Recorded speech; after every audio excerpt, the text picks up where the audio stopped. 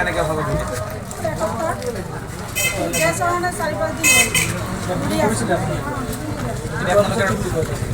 কালিতো নাই বাৰু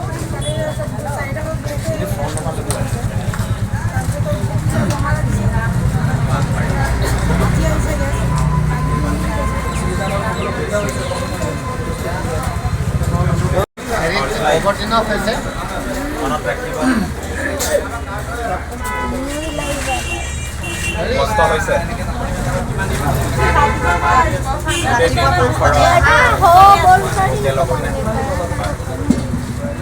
পানী দুনিও নাই পানীকেইটা মানে অমিতা আপুনিও কি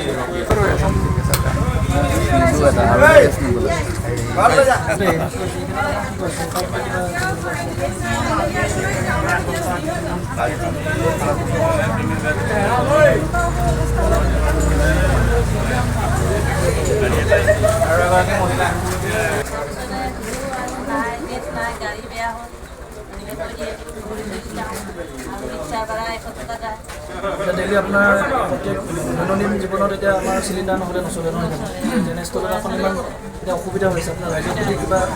চৰকাৰৰ প্ৰতি কিবা ক'বলগীয়া চৰকাৰক কিবা ক'বলগীয়া আছে চৰকাৰৰ প্ৰতি কিবা অনুৰোধ আছে দাম বাঢ়িছে কেনেকুৱা হৈছে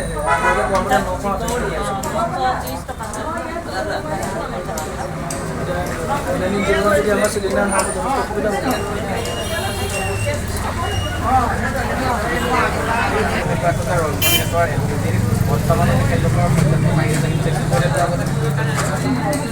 এয়া এটা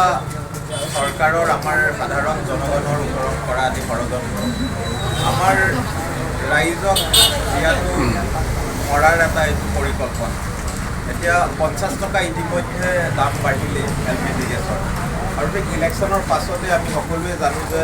ইয়াৰ এই যে নাটনি কৃত্ৰিম নাটনি সৃষ্টি কৰিছে কি কাৰণে কৰিছে বজাৰত আমি সকলোৱে জানো যে পিঁয়াজ আলু দালি নাইকিয়া হয় তাৰ কেইদিনমানৰ পাছত কি হয়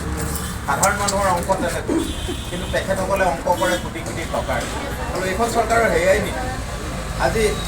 ভাৰতবৰ্ষৰ যিসমূহ দেশৰ পৰা গেছ অনাৰ কথা আছে সেইবোৰ দেশৰ পৰা তেখেতসকলে আমদানি কৰি আছে তাৰপিছত এই ধৰণৰ নাটনি কিয় সৃষ্টি কৰিছে তাৰমানে ইয়াত দুটা কাৰণ থাকিব পাৰে এটা হৈছে জনগণক এই ইলেকশ্যনৰ সময়ত নিজ ঘৰত থাকি তেখেতসকলে যি ধৰণে কোন চৰকাৰ ভাল কোন চৰকাৰ বেয়া এইসমূহ আলোচনা কৰিব লাগিছে সেই সময়ত তেখেতসকলক ইয়াত লম্বা লাইন কৰিছে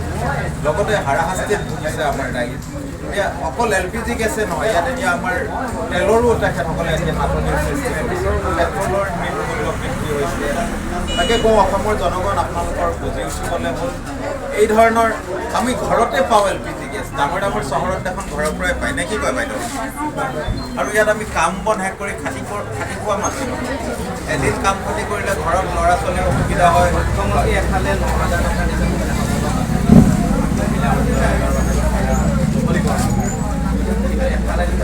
পুনৰ 9,000 টকা আমাৰ পৰাই ধাৰত লৈ আমাৰ মূৰতে মাৰিছে 9,000 হওক 10,000 হওক এতিয়া চৰকাৰখনৰ ধাৰৰ বোজা 2,000 কোটিতকৈও অধিক হ'ল এটা কণমানি কেঁচুৱা যেতিয়া জন্ম হয় অসমত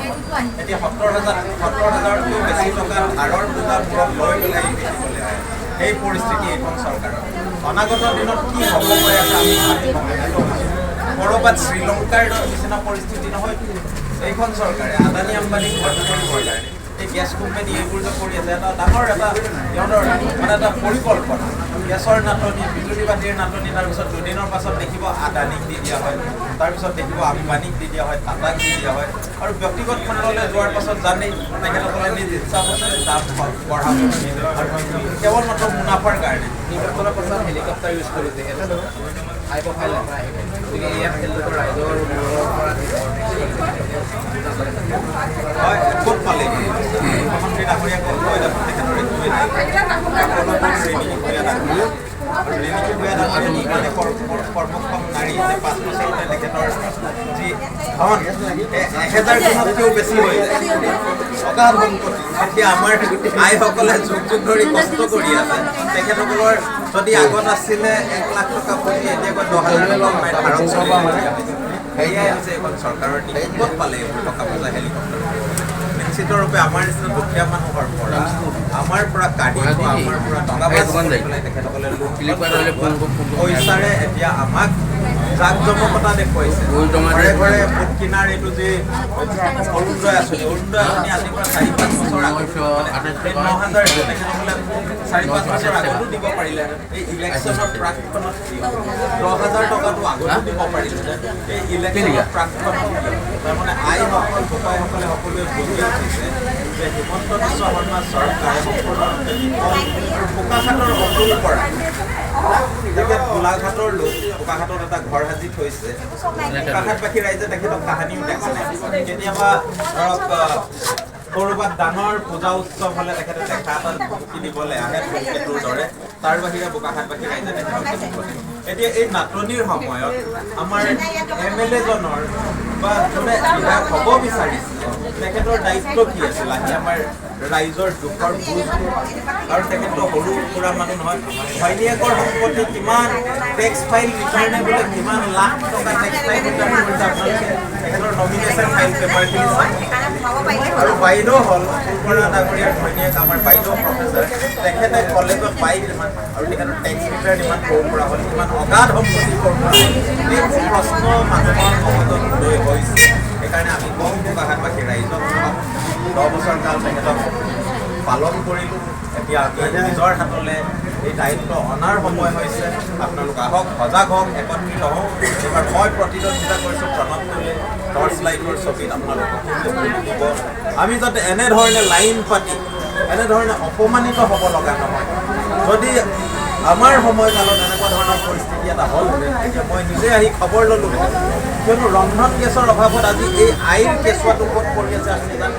আমাৰ এই গাঁৱৰ ছোৱালীজনী তাইৰ কণমানি কেঁচুৱাটো 4 দিনে ইয়াত ঘূৰা কৰিছে ক'ত পৰি আছে কোনে বুজ লয়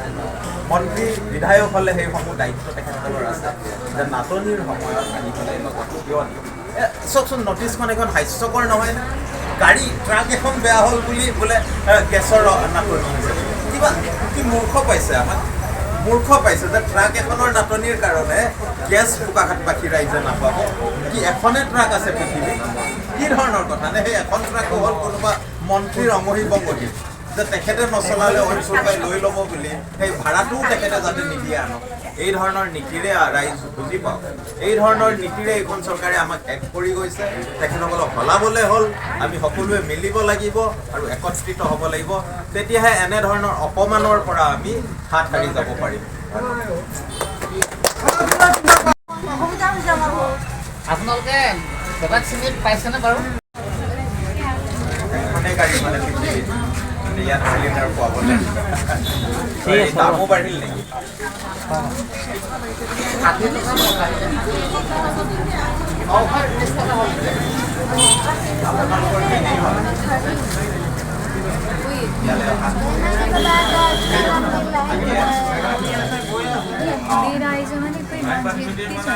पापा घर आ गए सिलेंडर नाटनी